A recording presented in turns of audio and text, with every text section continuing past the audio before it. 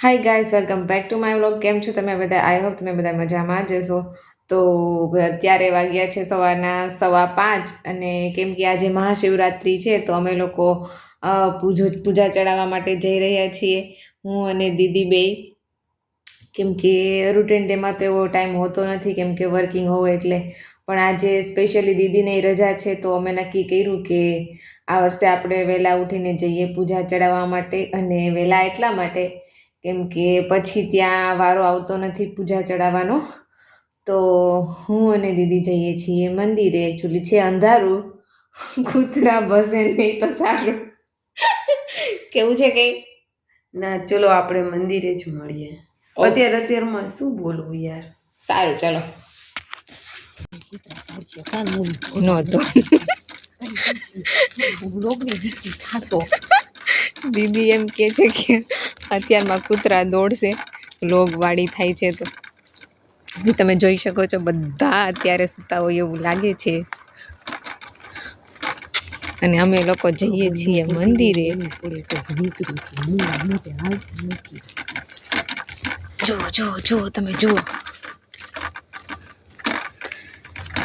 ચલો મંદિરે જઈને જોશું શું છે અને શું નહીં.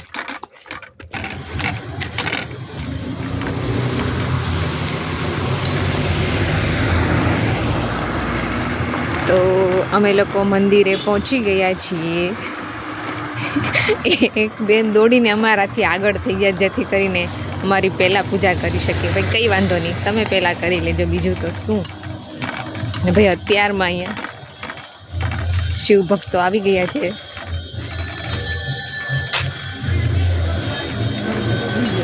ઓહો હો હો.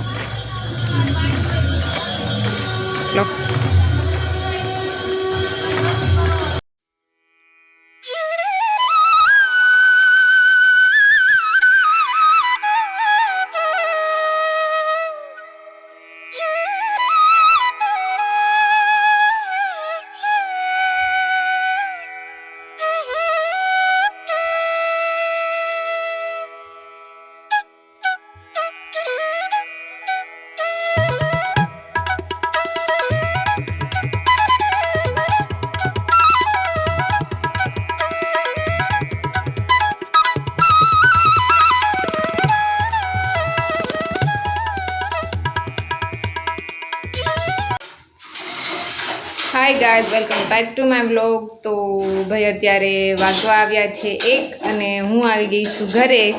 અને આજે છે મહાશિવરાત્રિ તો હું અને દીદી અમે બેઉનું ફાસ્ટ છે. તો જોઈએ દીદીએ શું બનાવ્યું છે ફાસ્ટમાં.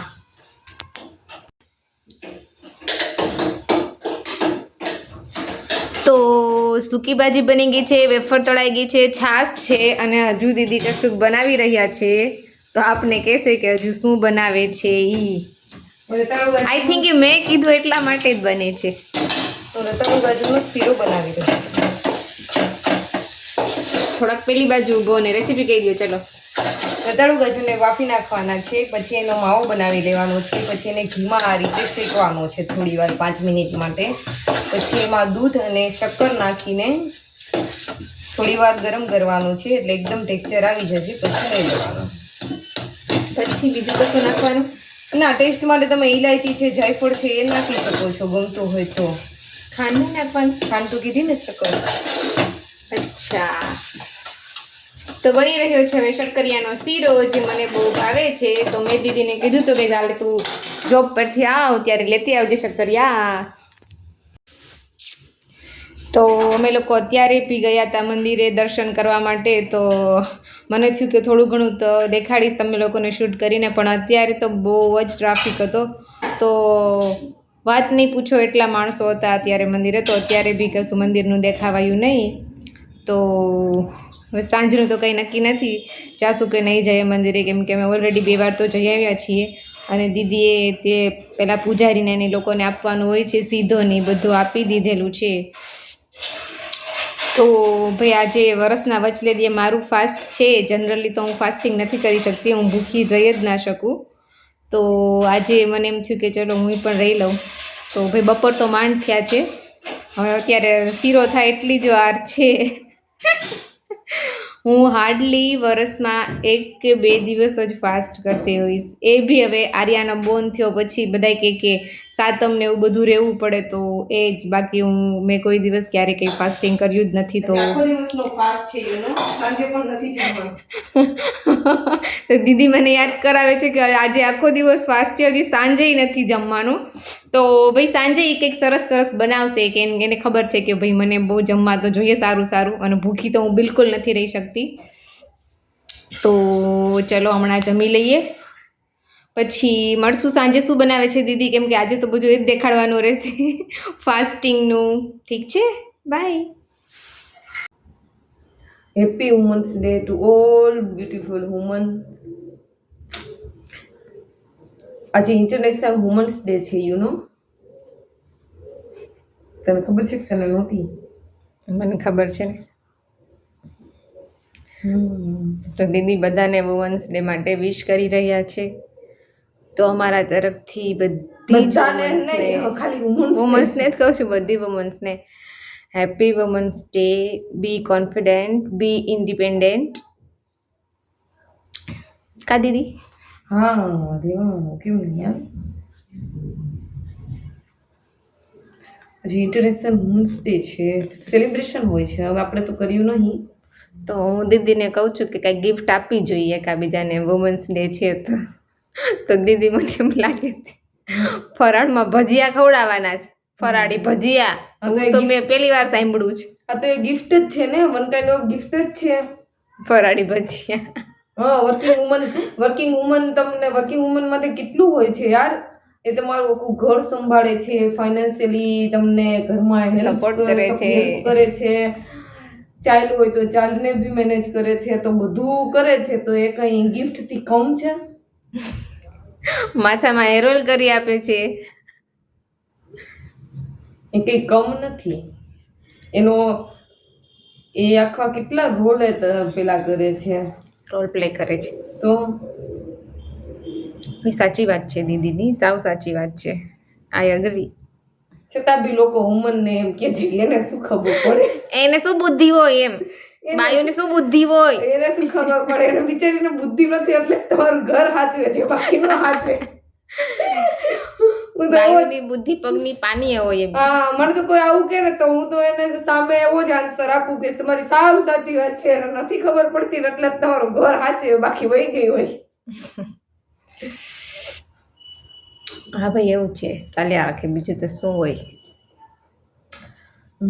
બટ હું એ કહીશ લાસ્ટમાં કે વુમન્સ નો બહુ રોલ હોય છે, એમ કે ભાઈ વિધાઉટ વુમેન નથિંગ.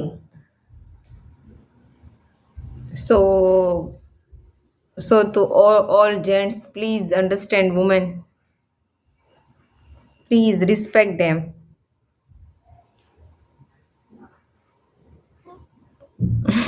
એમ નહીં કહો કે તું શું કરે છો, તું શું કરે છો.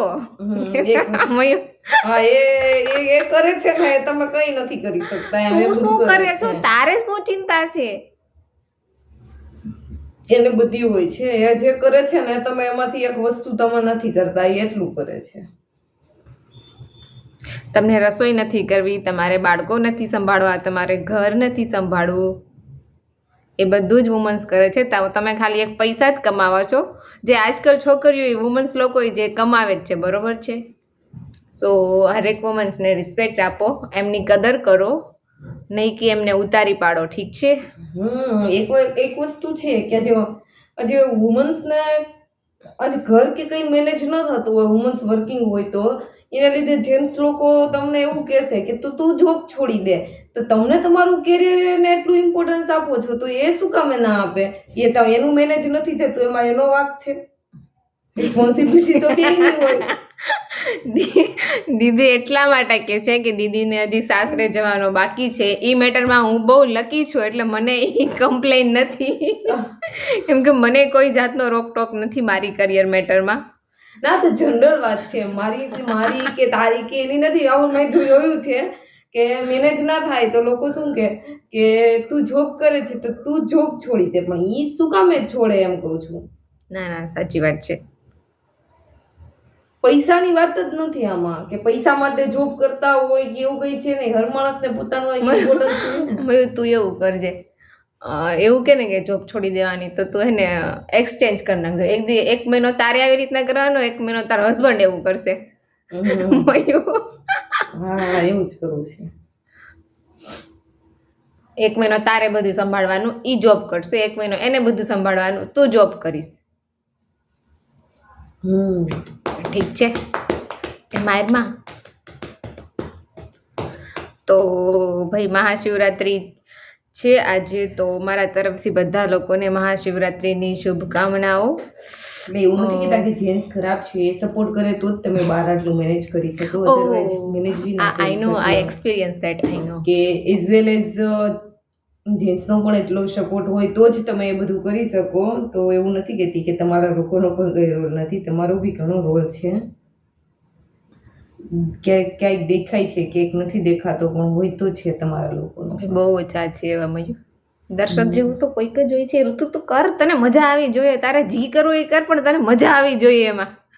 એ પણ એક વાત યાદ રાખવાની કે ખોટું નહીં કરવાનું. ના, બધાની એક સક્સેસફુલ વુમનની પાછળ છે. બધા લોકો કહે છે કે એક સક્સેસફુલ મેન પાછળ એક સ્ત્રીનો હાથ હોય છે. એવી રીતે હું એમ કહીશ કે એક સક્સેસફુલ વુમન પાછળ પણ એક જેન્ટ્સનો જ હાથ હોય છે.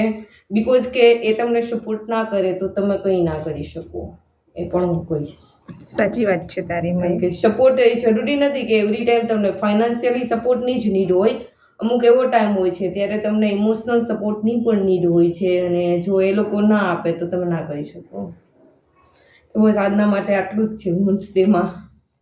હા, અમારો બ્લોગ તમને સારો લાગતો હોય તો તમે શેર કરો, સબસ્ક્રાઇબ કરો, લાઈક કરો, અને આઈ હોપ કે તમે કમેન્ટ પણ કરશો.